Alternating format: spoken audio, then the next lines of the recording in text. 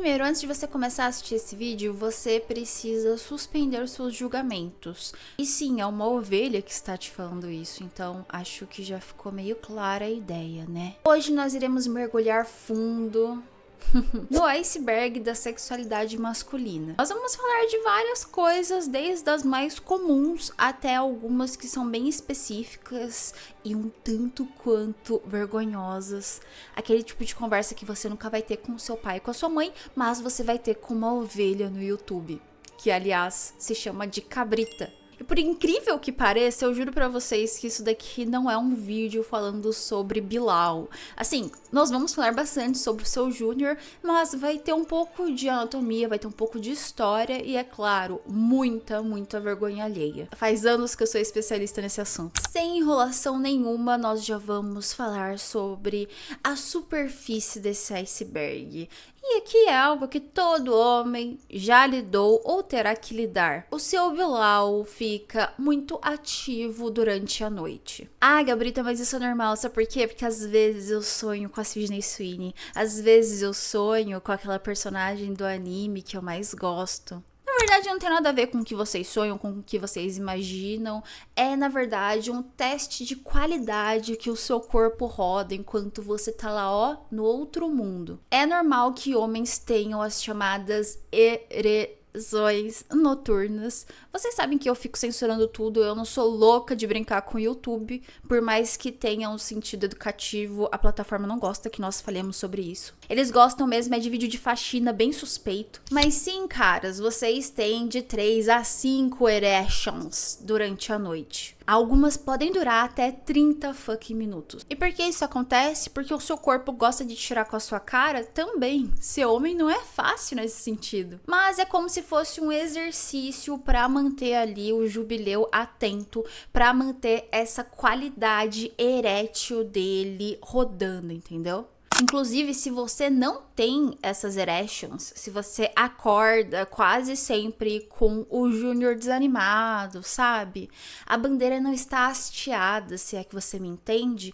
Às vezes é um sinal de alerta, se isso for muito constante, pode ser algum tipo de probleminha, às vezes com seu hormônio, às vezes até uma própria disfunção, e é indicado que você procure um médico, ok? Agora você vai viajar no tempo comigo e nós vamos falar algumas pequenas curiosidades históricas sobre o berimbau durante o tempo, durante a história. Eu comentei com vocês na área de membros que eu fiz um tour pela minha estante, e sim, a minha estante ela é bem aleatória, mas ela é aleatória no melhor sentido, igual esse canal. E se você quiser se tornar membro e assistir esse vídeo, bom, você vai entender um pouco do que passa na minha cabeça e porque eu falo dos assuntos que eu falo, e lá eu comento de um livro que eu comprei aleatoriamente quando eu ainda estava na faculdade, que é simplesmente um livro de 300 páginas falando sobre chama Rabisco de Deus, inclusive. E eu tirei alguns fatos interessantes pra falar pra vocês desse livro. O primeiro deles, que me deixou um pouquinho chocada, é que na Grécia Antiga, a galera não tinha muito problema com a peça estar exposta. Não tinha tanto que esconder, entendeu? Nas Olimpíadas, por exemplo, era comum que os caras saíssem com a peça ali dando oi. A cobra está fora da toca. Eu nem sei se cobra fica em toca, mas você entendeu. Mas eles tinham um problema. Eles não gostavam do chapéu, do cogumelo. Eles não gostavam do cabeçote. Então, eles amarravam aquela pele, que vocês sabem o nome, eu não posso falar aqui, mas rima com Confúcio. Eles amarravam só pra esconder o cabeçote. Eu não sei se doía, eu não tenho Bilal pra experimentar isso, não estou falando pra você experimentar, mas me parece incômodo. E assim, qual é o problema? Já mostrou tudo, o problema tá realmente ali naquela parte. Vou ver se eu acho uma ilustração aí family friendly pra mostrar pra vocês como que era, mas se vocês quiserem também pesquisem aí no Google, eu vou deixar o termo na tela pra vocês pesquisarem. Ainda falando sobre pirogues, tem um cara que ele tem um legado muito legal, que é o nosso querido Rasputin. Tô ouvido falar sobre ele, né? Ele era uma espécie de monge, ele era um fanático religioso que viveu ali na Rússia pré-revolução e ele ficou conhecido historicamente por algo que eu acho que todos os homens gostariam de ser conhecidos. O tamanho da AK-47 dele. O trem-bala dele tinha, segundo boatos, 30 centímetros. 30 centímetros. E, inclusive, está conservado em um museu até hoje. Então, olha só que legal. Imagina você ser lembrado pelo tamanho da sua K-47. Ai, mas Gabrita, será que é dele mesmo? Nunca saberemos, porque o coitado já não tá mais aqui pra confirmar. Mas eu acredito que ele não ia negar, não. E vocês? Também dá pra achar a imagem, eu não vou colocar nesse vídeo, mas é só vocês colocarem Rasputin, Fênix, e vocês vão encontrar. Já um mais atualizado, que eu acho que talvez algumas pessoas já tenham visto, saiu há algum tempinho atrás, foi uma pesquisa que indicava que aquele bigodudo que deu um trabalhão, né, pro resto do mundo que ele queria dominar, ele tinha uma condição chamada criptorquidia. Criptorquidia? Não estamos falando de criptomoedas aqui. Para de pensar nisso. Que é a famosa bola que não desce, sabe? A bola que não desce? Então. A bola dele não desceu. E isso e outras condições genéticas dele levam a pensar que talvez Hitler tinha um microtênis. Ele tinha um tênis pequeno. Lembrando que o microtênis está ali em torno de 9 centímetros. Freud explicaria isso. E Freud era judeu. Alguém venceu. E para fechar esse nosso nível do iceberg, vamos falar então sobre as famosas erections involuntárias, principalmente na parte da puberdade masculina. Eu já falei sobre puberdade masculina aqui, eu já falei como vocês sofrem, eu tenho um pouco de dó de vocês nesse sentido, porque a puberdade do homem, ela é mais prolongada, ela é um pouquinho mais tardia, coisa de 1 ano, mas faz muita diferença em vocês passarem de um moleque, de um molequinho para um homem. E eu acredito que uma das coisas mais vergonhosas que pode acontecer é o jubileu ficar animado do nada. Do nada. Infelizmente, ou felizmente, aí depende do seu ponto de vista, durante a puberdade, é natural que o homem tenha até 7 erections aleatórias, completamente aleatórias por dia. 7 vezes que seu amigo vai querer dar oi sem ser chamado. No meio da aula de matemática? Fazendo compra pra sua mãe? No meio daquela reunião de família em que vocês estão falando de um assunto muito sério? Imagina que é o seu corpo se acostumando, entendeu? É o seu cérebro e a sua peça. Eles estão meio confusos. Você recebe ali uns hormônios que te deixam meio alterado. Então é o tempo até o seu corpo aprender a controlar. Ele tá testando. Ele gostou ali de ver que o negócio tá funcionando. Ele quer saber o que tá acontecendo. É natural, não deixa de ser vergonhoso, eu admito. E assim, se você deixar uma história sua aqui do pior momento que você já teve uma animação aleatória, eu não vou mentir que eu lerei. Eu e muitos outros curiosos. Vamos começar agora a adentrar as águas mais turvas ali do nosso iceberg. E nós vamos falar de coisas que elas são já um pouquinho mais nubladas, um pouquinho mais obscuras. Nossa, que mistério que eu fiz. Queria falar sobre algumas pequenas urgências que homens podem vir a passar ou podem presenciar outros homens passando, que eu acho que são importantes que você saiba identificar. A primeira delas chama parafimose.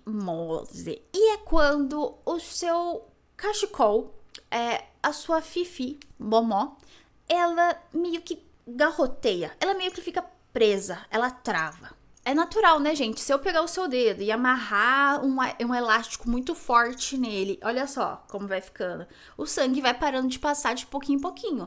Isso é uma urgência urológica, vai doer, vai inchar, vai começar a ficar roxo. E se você perceber que a sua fifi, ela travou e ela tá cortando a circulação ali pra parte superior, você deve ir ao hospital. Ai, mas eu tenho vergonha, Gabrita. Irmão, o pessoal no hospital não tá preocupado com isso, eles atendem tudo que acontece, tudo. Então, desde a menina que caiu e quebrou o queixo na borda da piscina, até o cara que, infelizmente, ele acabou sentando em um desodorante. Então, não vão com tabu, tá? O médico, ele só quer resolver o seu problema e passar pro próximo paciente. Você precisa procurar ajuda se você está presenciando isso acontecer com algum amigo às vezes, ou se você está com essa condição, ok? Uma outra coisa que eu já falei aqui em alguns vídeos, esse vocês homens já conhecem, é a torção testicular. Então, tem um pequeno cordão ali que segura os seus testes no lugar. Esse cordão, às vezes, ele torce e você deve procurar auxílio médico em até 6 horas, é o indicado. A dor é muito, muito forte, segundo relatos. Eu nunca senti e nunca sentirei, a não ser que algo muito estranho aconteça comigo. E chega até a dar náusea de tão forte que é. Também, já falei sobre isso em outros vídeos, já tiveram alguns inscritos que passaram e eles dizem que a dor é tremenda. E agora uma condição, que esse daqui é pra vocês que ficam zoando aí, que vocês vão atrás de Tadala, que vocês vão encher o caneco com Tadala. Pois é, já ouviu falar sobre priapismo? É um nome difícil, né? É uma palavra difícil. Priapismo é um estado de erection que dura mais de 4 horas. Então você fez alguma coisa. Vamos supor que você tomou um remedinho, né? Acontece, tudo bem, não precisa se envergonhar. Só que o que acontece? Você exagerou na dose. E agora você está com o jubileu atento há mais de 4 horas. Ele parece que não vai se recolher, voltar pro estado de insignificância dele. Pois é, talvez ele não vá mesmo. Talvez esse sangue tenha ficado preso ali. Talvez você vai precisar passar por uma pequena drenagem. Eu tô assistindo uma série que chama The Pitt, mas é uma série muito boa. É uma daquelas séries de plantão médico, sabe? Meio Grey's Anatomy, assim. E apareceu um caso desse no episódio anterior e eu pensei, putz, vou ter que colocar no vídeo. O cara, ele quer ali, né, fazer um negócio especial pra esposa dele, eles vão ter um momento ali. Ele toma uns remedinhos, ele só toma o dobro da dose que ele podia tomar. O jubileu fica atento demais, ele tem que passar por uma drenagem. Que é mais ou menos isso que você tá pensando mesmo. Eles vão colocar um negócio lá e ir tirando o sangue. Agora você já sabe coisas sérias que não podem ser ignoradas e se isso acontecer, você tem que ir até o hospital. Vamos falar agora sobre o ponto G dos homens, que eu vou apelidar aqui de ponto P, de próstata. Meio que a próstata de vocês é o mais próximo que vocês vão experimentar de ter um ponto G. Por quê? Porque é essa glândula que ela é bem internalizada, ela fica ali próxima ao reto, é por isso que o exame de toque, na verdade, pra quem não sabe, é um exame pra sentir o tamanho da próstata, pra ver se tá tudo certo ali. Quando essa região ela é estimulada daquele jeito que você sabe que, né, adultos estimulam, você, homem vendo esse vídeo, pode ter um orgs, você pode ter uma sensação boa ali, muito intensa. Enquanto o ponto G é um assunto que homens e mulheres falam livremente, os dois têm interesse em entender onde fica, como estimular. Essa parte já tem um certo tabu, porque a gente sabe que existe ali uma questão de preconceito, uma questão do próprio homem não querer tocar a si mesmo dessa forma, ou até aquele estigma de que quem faz isso é automaticamente homossexual. Mas o seu corpo é seu corpo, ele não tem tabu, então a próstata tem muitas terminações nervosas, existe até uma questão ali, eu dei uma pesquisada meio por cima, mas eu não entrei muito nesse assunto. Entrei, entendeu? Que é uma massagem prostática. Eu não sei, gente, eu não sei o que deixar aqui pra vocês, mas eu deixo essa curiosidade pra vocês. E, bom, o seu corpo é seu corpo, o que você fizer aí com você mesmo, talvez ninguém descubra. E sei lá, né, às vezes você pode explorar e descobrir que você gosta de alguma coisa. Ah, isso me tornaria homossexual? Nós já falamos sobre orientação sexual nesse canal, eu já expliquei pra vocês de uma forma bem por cima, perfeita para quem é leigo no assunto, assim como eu, entender a diferença entre uma orientação sexual, entre sentir atração, entre brincar com você mesmo. Procure o vídeo e assista. Agora nós estamos em um nível mais profundo. Agora o iceberg está ficando meio intenso, até um pouquinho estranho. Vamos falar sobre o evento raro que talvez vá acontecer com você em algum momento, que é o gozar. É exatamente isso que você tá pensando. Eu fiquei muito orgulhosa de ter bolado esse termo. Você já passou pelo evento do estoque de leite acabar? Talvez porque ele foi muito usado, entendeu? Você usou todo o leite do mês em um dia e o leite acabou. Existe até um termo pra isso que eu não conhecia, que é o tal do orgasmo seco. E isso acontece com vocês, homens, depois de muitas né, ejaculations em um espaço de tempo muito curto, porque o corpo de vocês, eu já falei isso em algum outro vídeo desse canal, o corpo de vocês demora um pouquinho mais para se recuperar para a próxima rodada. Então, você às vezes usou demais a sua peça, sabe? Você chegou lá tantas vezes em um período de tempo tão curto que não sai nada.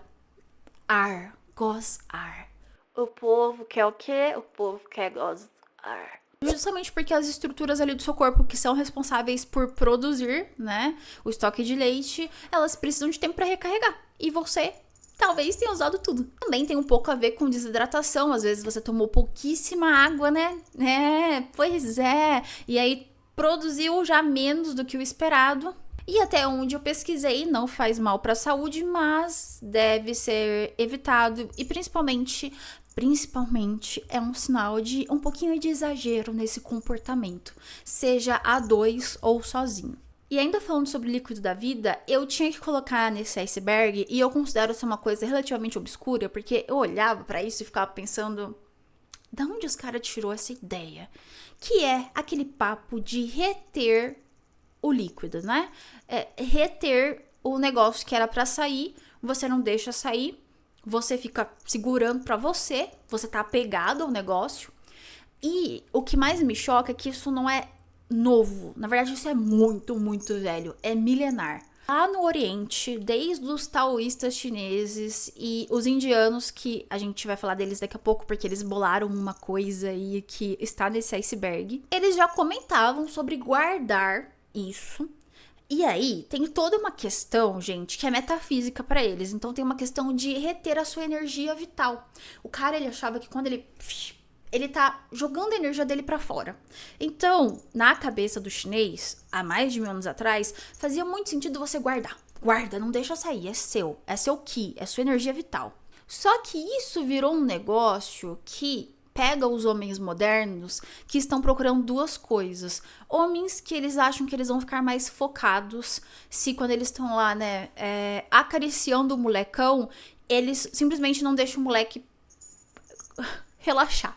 Ele não deixa o negócio sair. Ele acha que ele vai conservar mais foco, mas também aquele cara que já tá excessivo na prática do 5-1, se é que você me entende, ele também começa a querer introduzir coisas aleatórias nessa prática, porque já perdeu a graça. Ele já entrou num nível de se acostumar com o estímulo. Aí ele começa a reter. Gente, não tem uma evidência muito forte que mostre que segurar isso que vocês têm aí aumente testosterona, deixe o negócio mais fértil. Embora vocês vão encontrar um culto de homens aí pela internet que eles falam que a vida deles mudou depois que eles começaram a fazer isso. Aí eu não sei, eu deixo isso a cargo de vocês.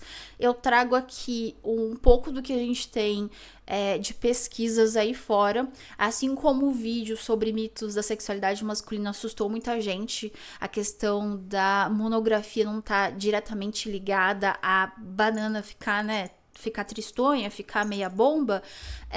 A retenção do líquido de vocês não parece ter um grande efeito, porque é o seguinte, o corpo de vocês, em um estado saudável, ele é projetado para todos os dias ter uma leva nova, entendeu? A gente não vai lá e tira leite da vaca fresco todos os dias, então com vocês é muito parecido. Mas existem benefícios aí que as pessoas, elas compartilham. Muita gente fala que isso ajuda a quebrar o ciclo da monografia, mas como eu disse, existem pessoas que fazem isso consumindo muita monografia, então é uma faca de dois gumes. E que melhora a sensibilidade. Eu não sei, meus amigos, se vocês já fizeram, deixem aqui embaixo, usem códigos, por favor, pra gente não ser banido. E eu citei os indianos, não citei? Não falei que eles criaram uma coisa que iria aparecer aqui nesse nível mais obscuro do iceberg? Vamos falar rapidamente sobre massagens tântricas. Existem dois tipos de pessoas, existem dois tipos de contato que as pessoas têm com esse termo. Às vezes, você teve primeiro contato com esse termo vendo um vídeo ridículo de uma pessoa fazendo assim, ó, na outra, e a outra assim, ó. Né? Você entende?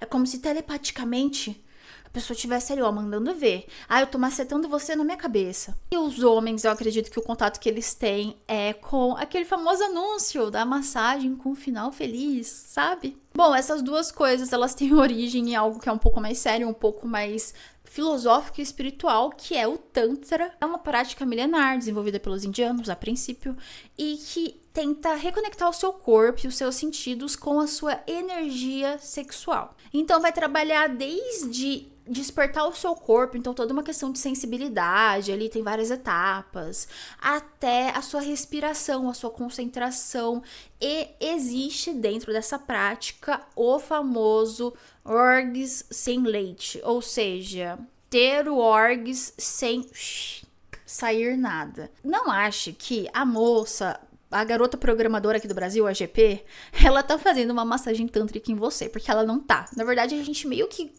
fez uma corrupção do termo, eu acho. A gente juntou uma coisa que é gostosa com outra coisa que é gostosa. Mas existem especialistas, e você pode pesquisar aí, você vai encontrar, que eles trabalham esses aspectos de uma forma séria, trazendo todo esse lado da prática espiritual.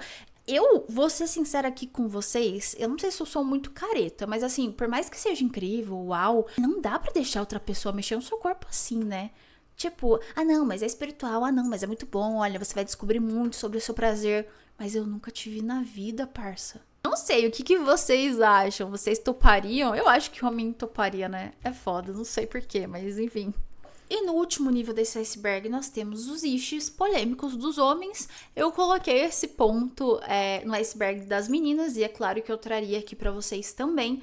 E se lá no iceberg feminino eu analisei os dark romances e esses issues embutidos ali, silenciosos ali, que mulheres gostam e mulheres consomem, pelo menos nos últimos anos elas estão consumindo mais, eu acho que uma forma de entender os issues masculinos é analisar o que eles assistem nas plataformas monográficas, as plataformas de TCC adulto. Temos ali o ramo das fantasias baseadas em tabus, então desde os meio-irmãos e meio-irmãs até madrasta, padrasto, uma certa dificuldade ali com questões de idade, e isso é muito latente hoje em dia. Vocês conseguem observar essa treta aí com a questão da adultização, das denúncias de garotas menores que eram claramente sexualizadas, às vezes porque elas se colocavam nesse papel com a permissão dos pais e sei lá, de quem gravava, mas às vezes também eram meninas que elas não tinham essa intenção,